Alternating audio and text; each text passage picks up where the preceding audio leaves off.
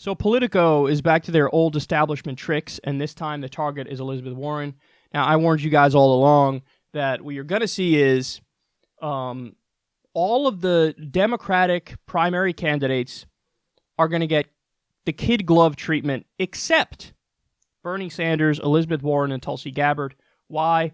Because the corporatists know that they will shake up the system, admittedly to varying degrees, but they do lump in Elizabeth Warren with, Tulsi and Bernie, and think she's like, just a firebrand anti-establishment type, even though she's got one foot in both camps, as you know. Well, look at what they tweeted here.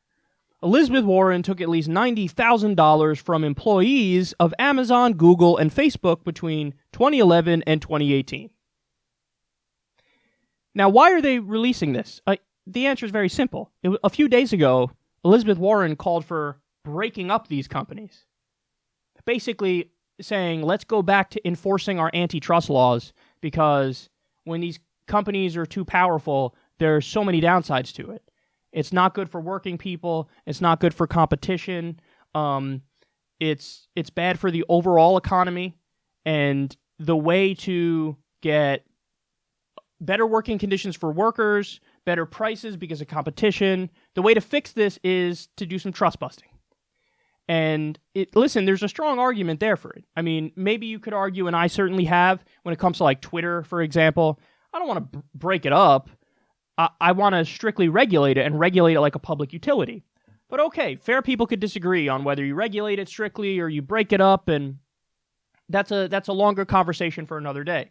But bottom line is, she calls for breaking up these companies, which is not at all what they want, which is a position that is the opposite of corruption. She's calling for the exact thing that management would not want and the owner class would not want.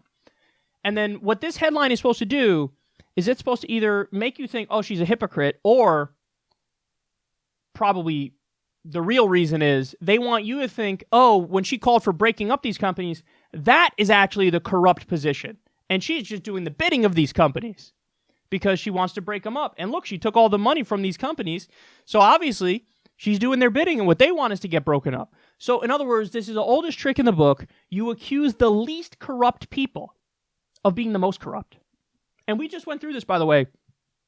Happened with Alexandria Ocasio-Cortez. Happened with Shoykat Chakrabarti. There's a right-wing group that was literally the same people who run this right-wing group ran Jeb Bush's super PAC. And they pretended like, oh my God, he's running a slush fund. How could they look, Alexandria Ocasio-Cortez's chief of staff is running a slush fund. Now, what's the reality of the situation? They had no idea how Justice Democrats functioned. In order to have one, basically, centralized control of various Justice Democratic campaigns, in order to do that, you had to have the money centralized in one place. And in order to stay within our insane campaign finance laws, in order for that to be legal, you need to have it through an LLC, so that technically the campaigns are individual contractors of Justice Democrats. So it's very convoluted, it's very complex, it's a pain in the ass, all the legal nonsense is a pain in the ass. But bottom line is, Shoykat bent over backwards to learn how to do this the right way and how to account for all the money and help all the Justice Democratic campaigns. And so the setup of Justice Democrats was unique because we were the only group that came along that said, listen, we have a rule, no corporate PAC money, no billionaire money, we're going to raise only through small dollar donations. And the original intent was, let's have one centralized campaign, one centralized, mission where Justice Democrats will run all the campaigns of the Justice Democrats who want us to run their campaigns. And so in order to do that, you need the money in one place. So what does the fucking hack right-wing media do? They go, all the money's in one place. He's running a slush fund. He's stealing from everybody. What? You just made that up, man. And again, from the very beginning, they were upfront about it. There's a whole fucking fact page sheet that's released that gives you step for step exactly how everything was done, why it was done this way, why this is the only way to do it legally in this country, and exactly what the mission is. It's all laid out. They didn't read the statement. They didn't go through it in detail. They did a hack attack where they're accusing Alexandria Ocasio-Cortez and Justice Democrats of being the most corrupt when, for fuck's sake, it's to this day, the least corrupt. The whole movement is based on let's not be corrupt. So, and now, again, you're seeing the dirty tricks in the case of Elizabeth Warren. Now, Elizabeth has other problems. She said, I'm not going to do any big money bundling. And then Cenk Uygur asked her, what about in the general election? And she's like, in the general, I will. Okay. So that's annoying and crazy, and she shouldn't do that, and that would be corruption at the time. But for this, it's not a coincidence that right when she calls for an uncorrupted policy of breaking up these companies, immediately their hit articles are like, you took $90,000. Now notice, $90,000 from employees. This gets to a crucial campaign finance point, guys, that you need to understand, okay? Because they're going to use this on Tulsi also. They're going to use it on Bernie also. The real forms of corruption in this country, corporate PAC money, big money bundling dinners, where you get a whole bunch of executives and owners in a room, and they each pay $2,700, $2,800 a pop per plate, and then you take the money, and then you'll take their phone calls when you're president. Those are the clearest forms of corruption, okay? Here's what's not corrupt. Taking money from individual employees, no matter what industry they're in. Again, this is something we ran into with Ro Khanna. There were articles like, Ro Khanna, big recipient of Wall Street cash. What? Ro Khanna? Wall Street cash? Come to find out, yeah, regular people who work at banks gave him money when he ran for office. Now, Ro's response to this, and it makes perfect sense, is the exact correct response to this. He's like, okay, you think this is corrupt? Go look at my record. Go look at my record on Wall Street, then come talk to me. And what's the reality? Of course, Ro Khanna has all of his policy positions when it comes to the banks, when it comes to Wall Street.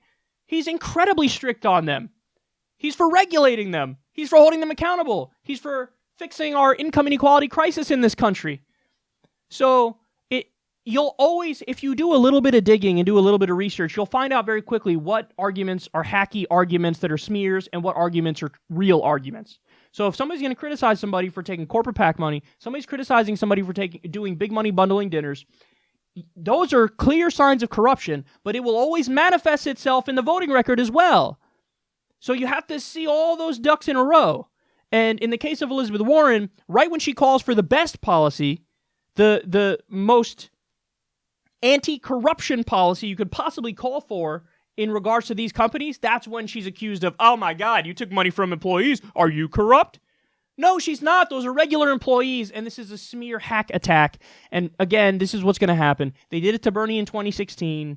They're going to do it to Bernie again. They're going to do it to Tulsi. They're going to do it to Elizabeth Warren. They're going to do it to the candidates who are the least corrupt. They will accuse them of being the most corrupt, and it's going to be fucking infuriating. But we have to keep our eye on the ball.